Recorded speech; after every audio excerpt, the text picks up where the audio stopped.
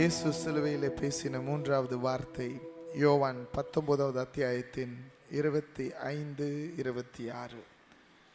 இயேசுவின் சிலுவையின் அருகே அவருடைய தாயும் அவருடைய தாயின் சகோதரி கிளியோப்பா மரியாளும் மகதலேனா மரியாளும் நின்று கொண்டிருந்தார்கள். அப்பொழுது இயேசு தம்முடைய தாயையும் அருகே நிற்கிற தமக்கு அன்பாயிருந்த சீஷனையும் கண்டு தம்முடைய தாயை நோக்கி, ஸ்திரீயே, அதோ உன் மகன் என்றார். பின்பு அந்த சீஷனை நோக்கி, அதோ உன் தாய் என்றார். அந்நேரம் முதல் அந்த சீஷன் அவரை தன்னிடமாய் ஏற்றுக்கொண்டான். அமர்ந்திருப்போம்.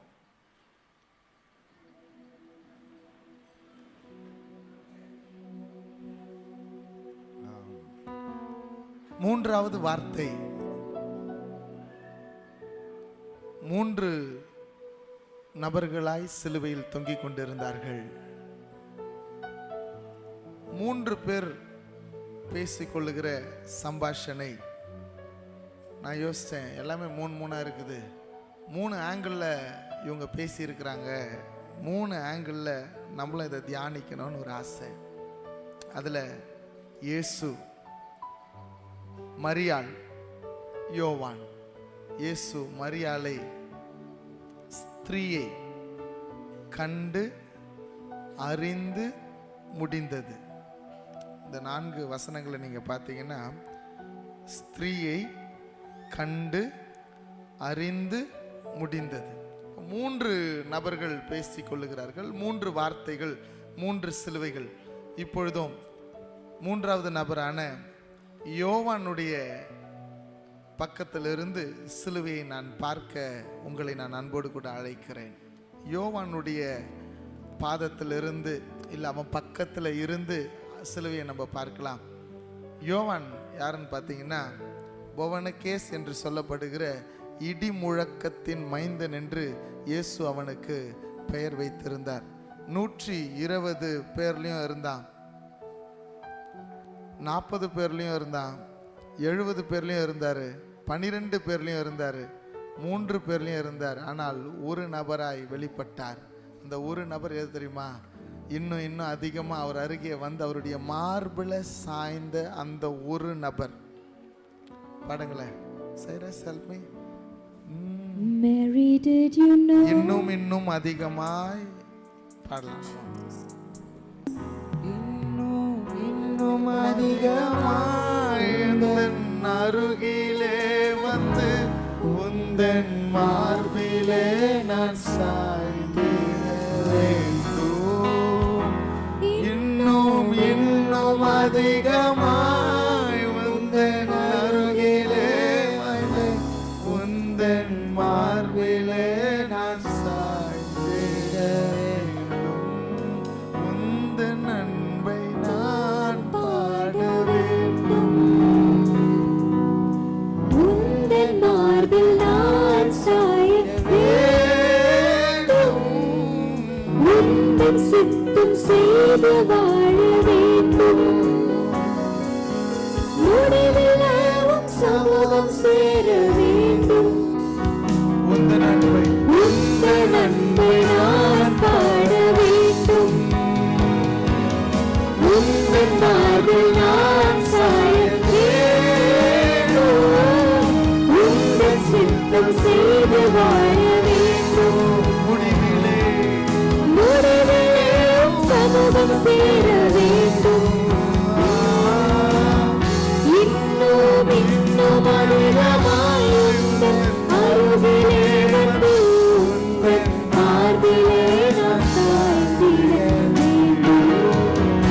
இன்னும் அதிகமாய் அருகிலே வந்து உந்தன் மார்பிலே நான் சாய்ந்திட வேண்டும். நீங்க பாடுங்களேன் கூட சேர்ந்து. இன்னும் அதிகமாய் உந்தன் அருகிலே வந்து உந்தன் மார்பிலே நான் சாய்ந்திட வேண்டும்.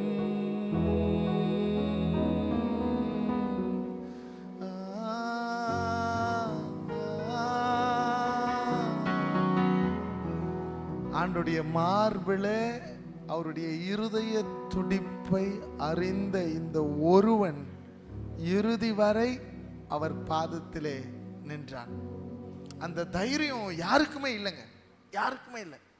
One person who had this heart. ஏன் கேட்டீங்கன்னா, அவருடைய மார்பிலே சாய்ந்த பொழுது அவருடைய இருதய துடிப்பை அறிந்தவன். The one who is close to his heart was till the end. கற்றுக்கொள்ளுகிற பாடம் என்ன?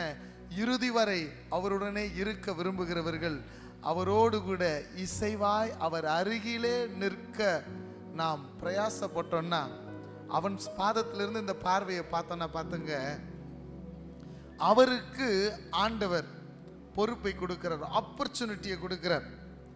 He was the only person available. 12 பேர், அவரால் அற்புதத்தை பெற்றவர்கள் திரளானவர்கள்.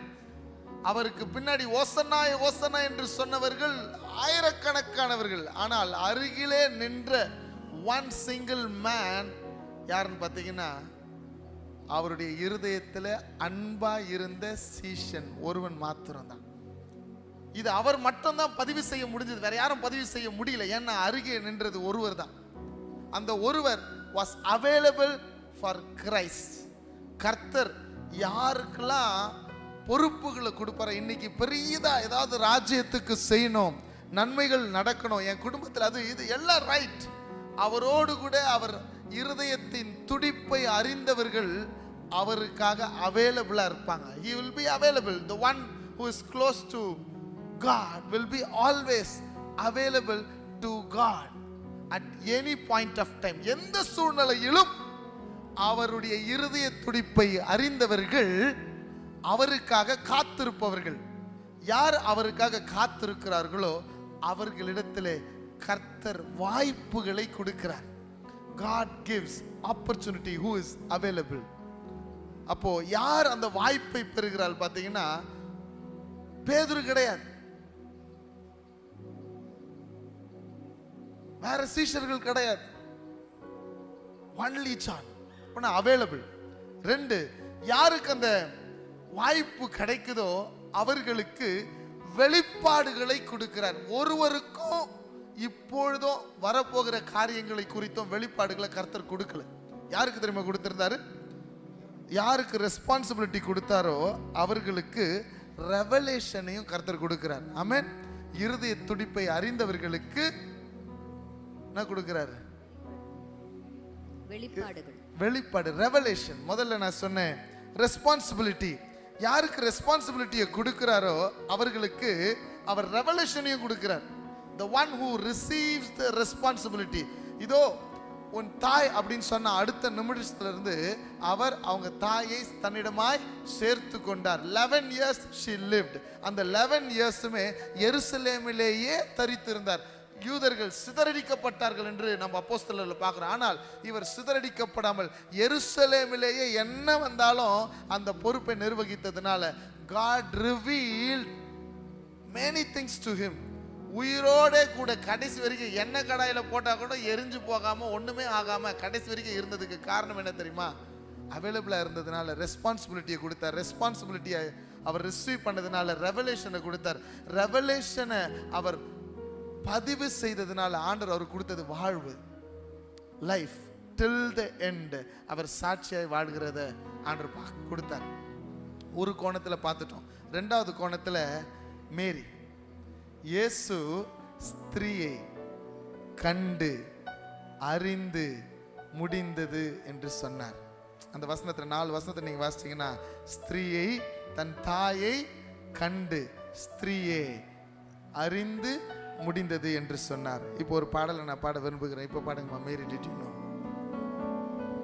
Mary, did you know that your baby boy is Lord of all creation? Mary, did you know that your baby boy would one day rule the nations? Did you know that your baby boy is heaven's perfect lamb? When you kiss your little baby,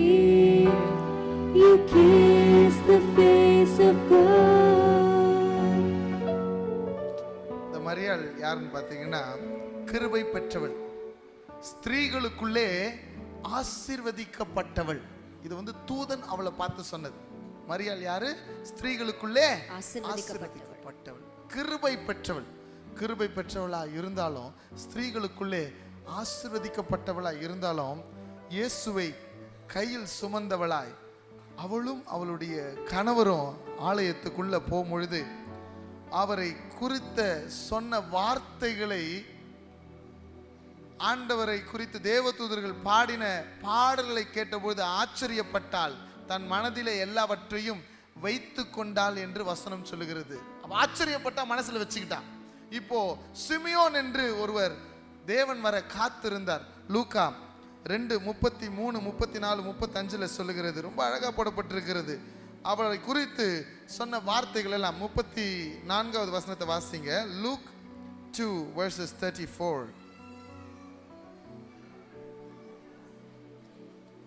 மைக்ல வாசிங்களேன்.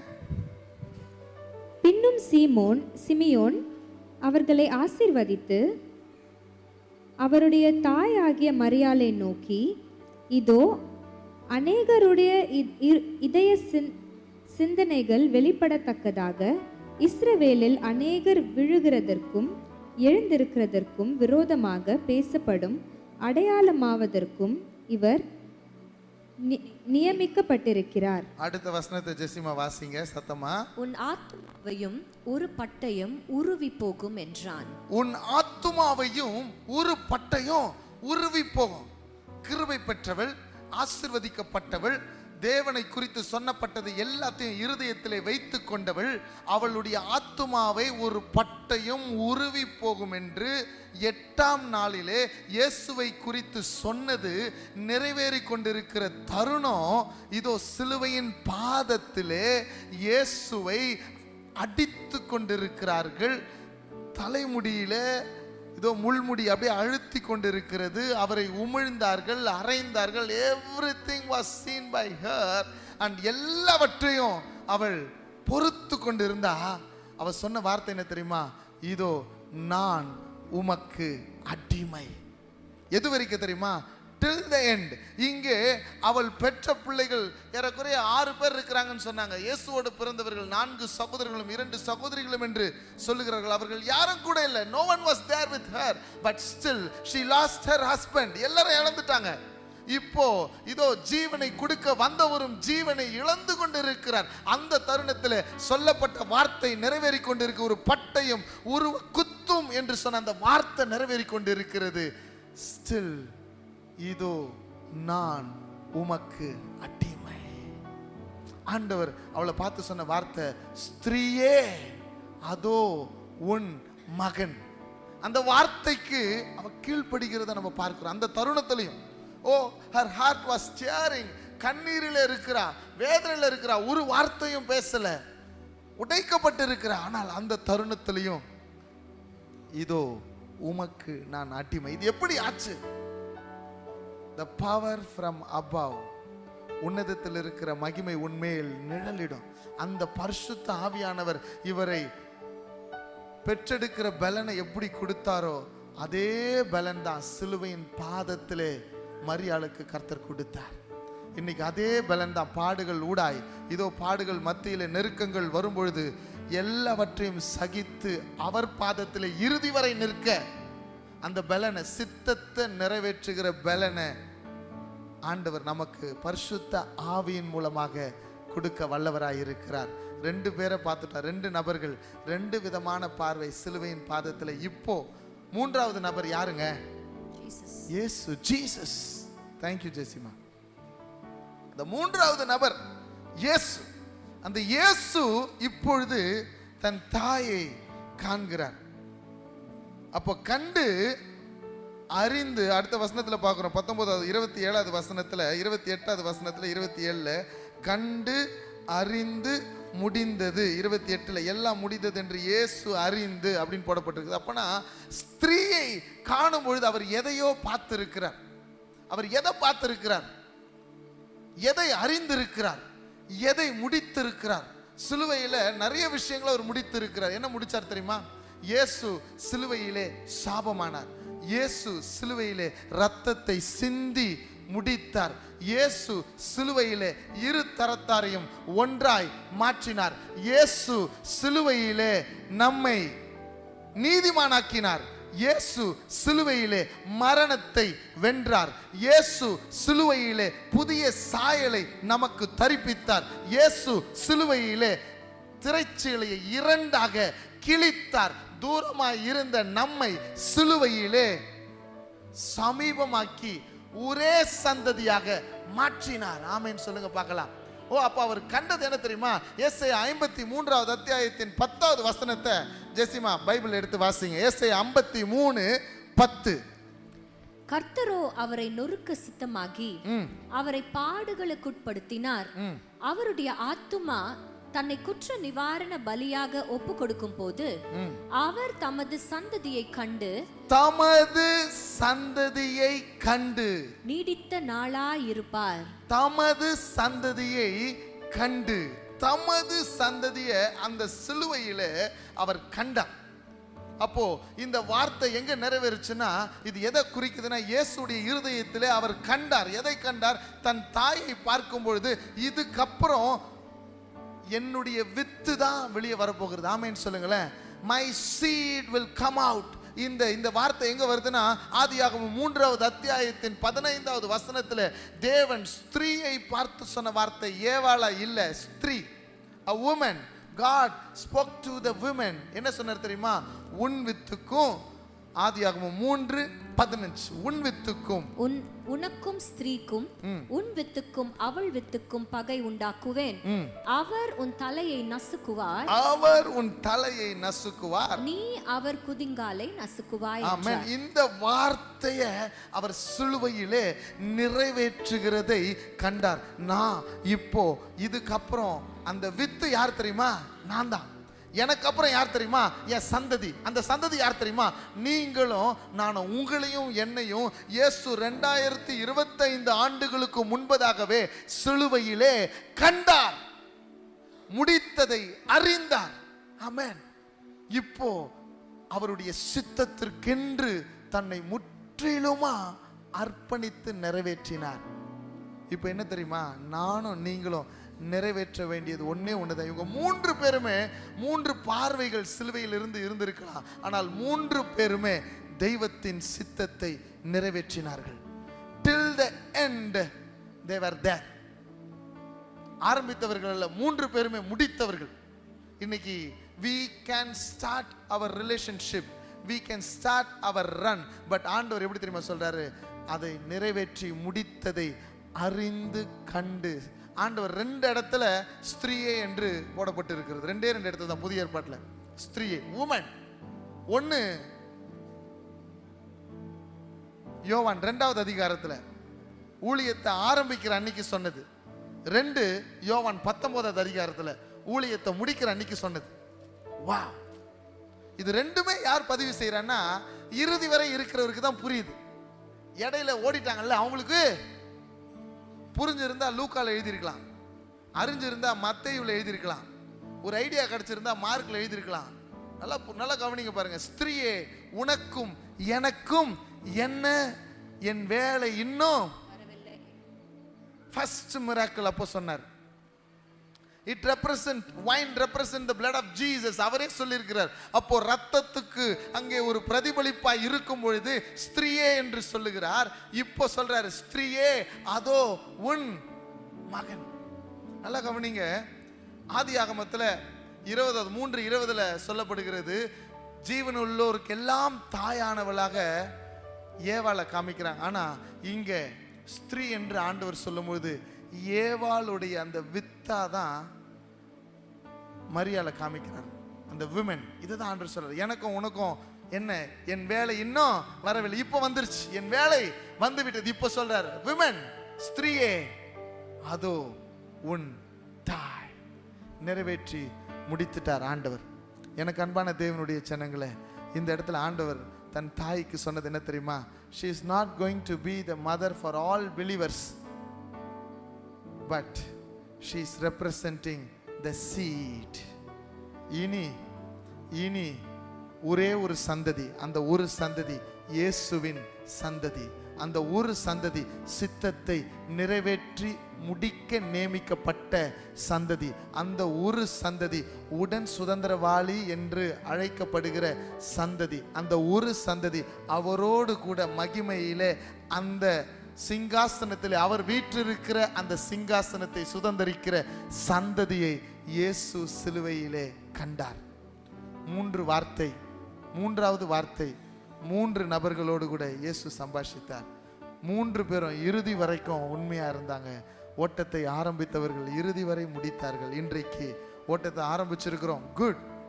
இறுதி வரை உண்மையாய் உயிருள்ளவருக்காக இன்றைக்கு இயேசு உயிரோடு. கவலைப்பட வேண்டாம், பக்கத்தில் பார்த்து சொல்லுங்க, கவலைப்படாதீங்க. இயேசு உயிரோடு இருக்கிறார். இயேசு ஜெயித்தார், செஞ்சு முடிச்சார், எனக்காக இன்னும் செய்வார். ஆமென். நாம் நீதிமான்கள் ஆக்கப்பட்டிருக்கிறோம். ஆமென்.